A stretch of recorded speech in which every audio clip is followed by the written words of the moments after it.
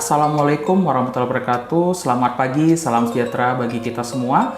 Perkenalkan, nama saya Dodi Guntama. Saya salah satu dosen program studi Teknik Kimia Fakultas Teknologi Industri Universitas Jayabaya dengan nomor NIDN 0329089001. Video ini saya buat guna memenuhi persyaratan sertifikasi dosen tahun 2023 gelombang kedua di bidang pengajaran dalam bentuk pernyataan diri dosen dalam unjuk kerja Tridharma Perguruan Tinggi.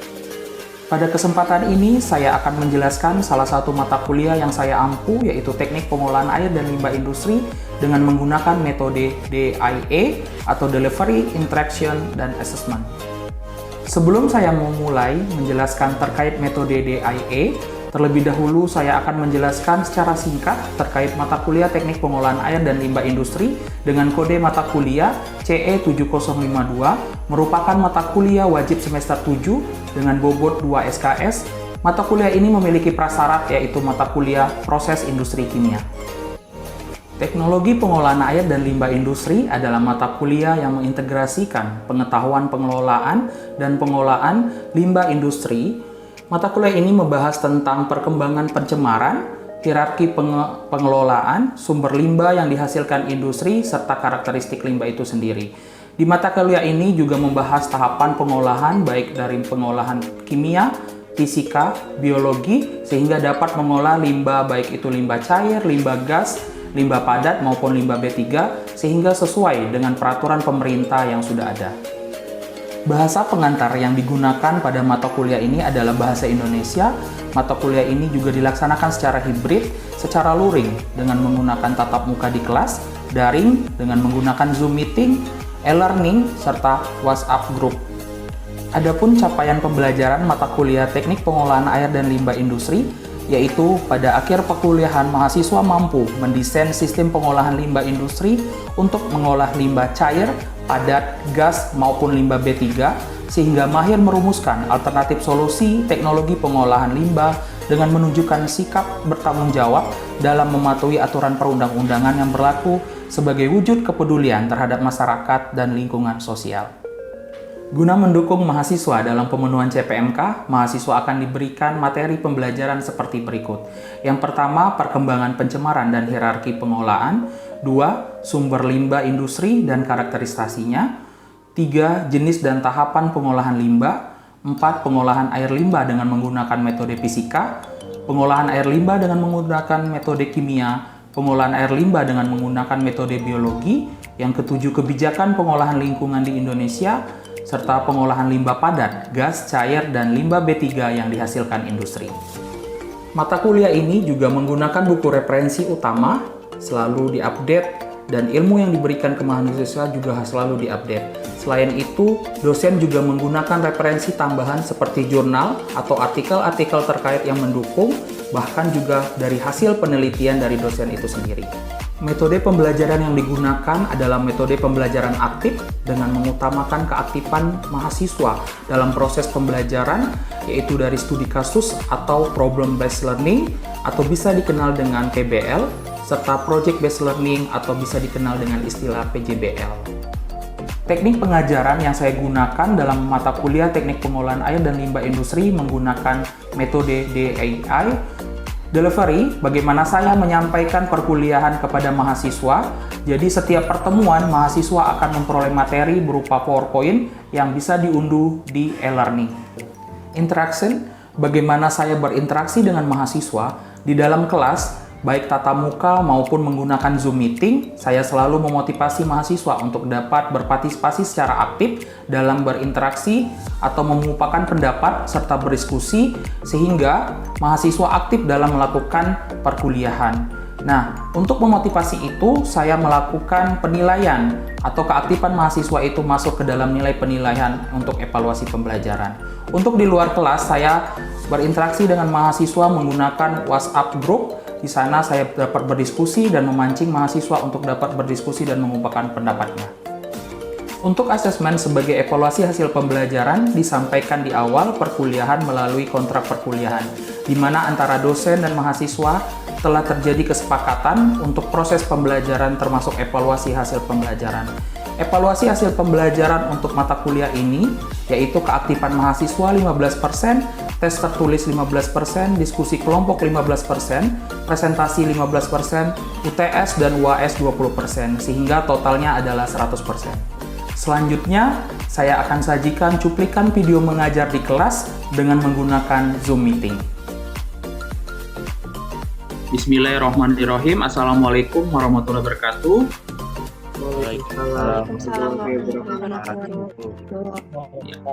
Baik, selamat pagi semuanya. Terima kasih yang sudah hadir pada mata kuliah Teknik Pengolahan Air dan Limbah Industri pertemuan ke-7 ya, yang mana nanti kita akan membahas tentang pengolahan limbah cair secara biologi.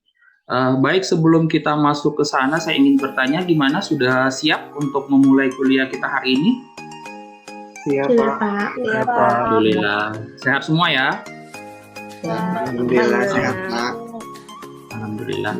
Baik, ini materinya sudah saya share ya di e-learning, jadi mungkin malam tadi atau kemarin teman-teman sudah bisa sedikit membaca materi kita, yang mana hari ini kita akan membahas tentang pengolahan limbah secara biologi. Nah, sebelumnya mungkin di pertemuan ke-5 dan ke-6 kita sudah membahas teknologi pengolahan air limbah yang mana menggunakan metode fisika dan kimia. Pada hari ini kita lanjut ke metode yang ketiga, yaitu pengolahan limbah secara biologi. Ini adalah merupakan rangkaian ya, jadi kalau pengolahan limbah itu tidak bisa terpisahkan ketika memang target kita itu belum dapat atau belum kita dapati. Jadi kalau misalnya memang ada bahan-bahan yang harus kita reduksi atau kita kurangi, berarti nanti rangkaiannya itu sesuai dengan karakteristik dari limbah itu sendiri. Bisa saja nanti pengolahan limbah itu di awal hanya menggunakan cara fisika dan kimia saja sudah selesai, sudah sesuai dengan baku mutu yang ada. Tetapi dapat juga dilanjutkan dengan proses yang lanjutan, yaitu seperti biologi atau dengan menggunakan cara yang lain. Baik. Nah, outline mata kuliah kita pada hari ini kita akan membahas tentang tujuan pengolahan biologis, terus pengolahan biologis berdasarkan pemanfaatan oksigen, sistem pertumbuhan dan sistem operasi, serta kriteria pengolahan biologis serta pengolahan anaerobik. Jadi ada dua tipe nanti pengolahan limbah secara biologi itu, ada yang secara anaerobik, ada yang secara aerobik. Apa bedanya? Nanti kita bahas ya bersama-sama. Oke, sebelum kita masuk ke materinya, mungkin ada yang sudah membaca atau sudah mendengar atau mungkin sudah pernah melakukan gitu. Apa sih sebenarnya yang teman-teman ketahui tentang pengolahan limbah secara biologi? Mungkin ada yang mau berbicara atau mengungkapkan pendapatnya? Satu atau dua orang? Penggunaan organisme hidup untuk mengolah limbah, Pak. Oke, Anik ya. Anik tadi jadi penggunaan mikroorganisme untuk Mengolah limbah. mengolah limbah. Berarti dia menggunakan mikroorganisme ya, Anik? Iya, Pak. Oke, betul. Ada lagi yang lain yang mau mengungkapkan pendapatnya? Sama sih, Pak. Proses pengolahan limbah dengan mikroorganisme atau sejenisnya. Oke. Mungkin udah ada baca belum? Kalau mikroorganismenya kira-kira menggunakan apa dia? Bakteri atau fungi atau jamur? Bakteri bisa pelajaran Oke. protozoa juga. Iya, sip, pinter. Jadi kita udah ada dasarnya ya. Jadi dia menggunakan mikroorganisme, bukan makroorganisme ya, bukan manusia. Jadi kita menggunakan mikroorganisme. Oke, kita mulai ya, lanjut ke apa sih yang melatar belakangi adanya pengolahan limbah.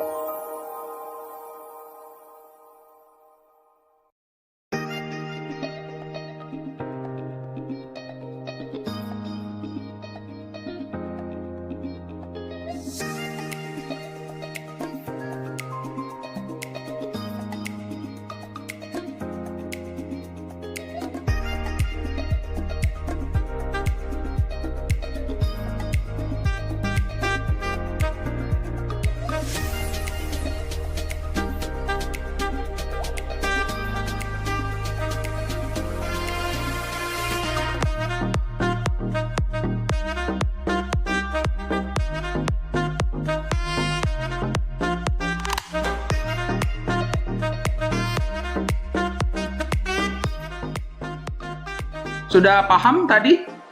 Jadi mungkin ada yang bisa menarik kesimpulan apa yang disebut dengan apa yang menjadi pembeda antara pengolahan organik dan pengolahan limbah secara aerobik dan anaerobik?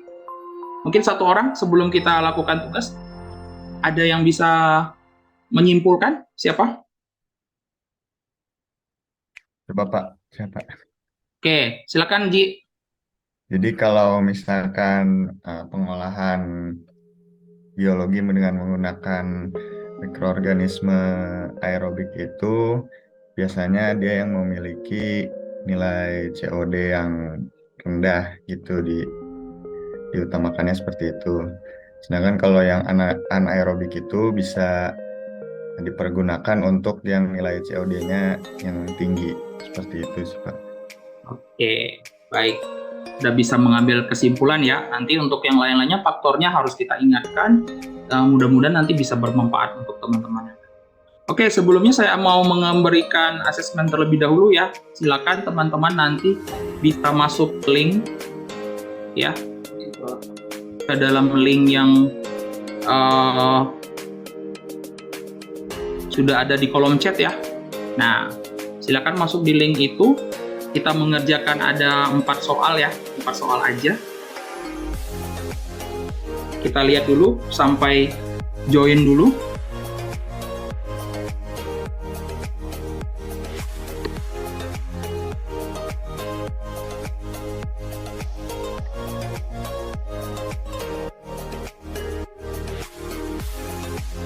Ya, sudah Andra, ada Renoval, ada Anik yang udah bergabung. Ada Anissa, ada Sabrina, ada Saria, Rodatul.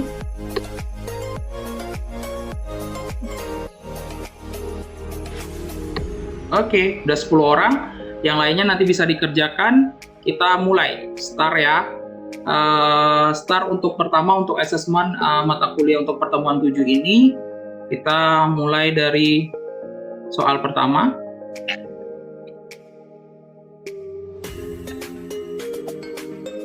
Apa yang dimaksud dengan pengolahan limbah secara biologi? Oke. Udah ya? Oke. Wah, 10 orang sudah menjawab dengan benar.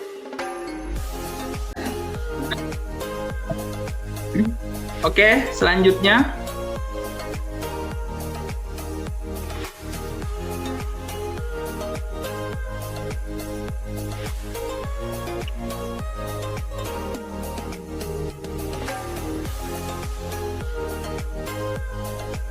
Apa yang dimaksud dengan pengolahan limbah secara anaerobik?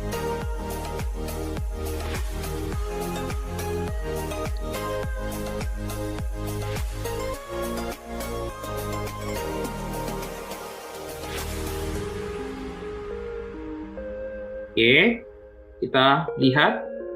Oke, ada 8 orang yang menjawab dengan benar.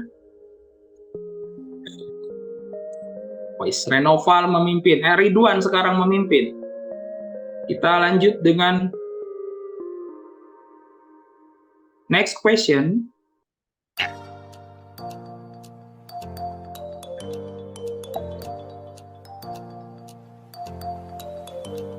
Apa perbedaan pengolahan limbah secara aerobik dan anaerobik?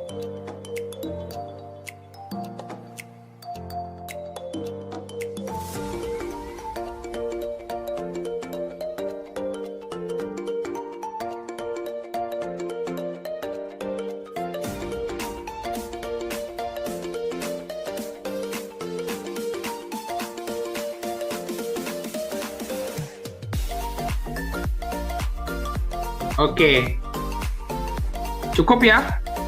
Ini kita ke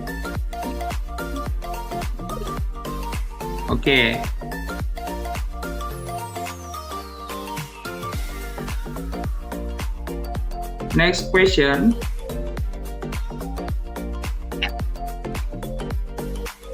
Terakhir,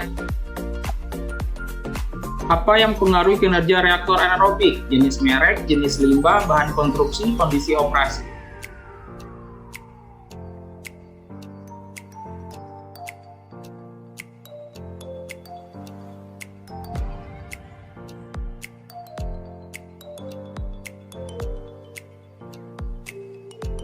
Oke, kita lihat.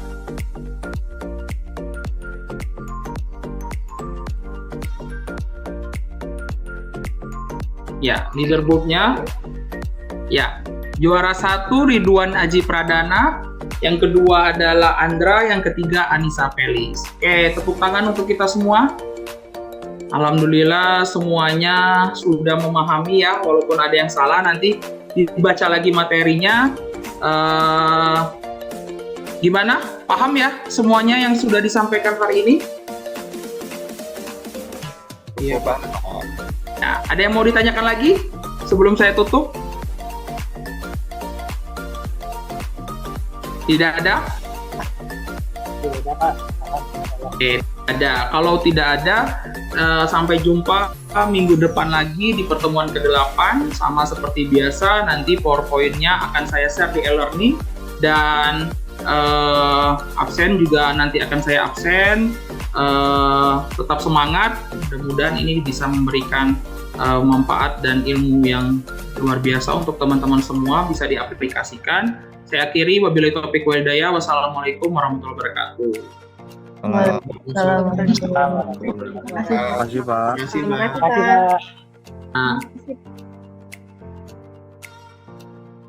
baik, demikian deskripsi singkat dari saya. Semoga dapat memberikan gambaran mengenai kegiatan saya dalam bidang pendidikan dan pengajaran yang saya lakukan sebagai dosen di Teknik Kimia Fakultas Teknologi Industri Universitas Jayabaya, khususnya pada mata kuliah Teknik Pengolahan Air dan Limbah Industri. Semoga bermanfaat. Terima kasih atas perhatiannya. Wassalamualaikum warahmatullahi wabarakatuh.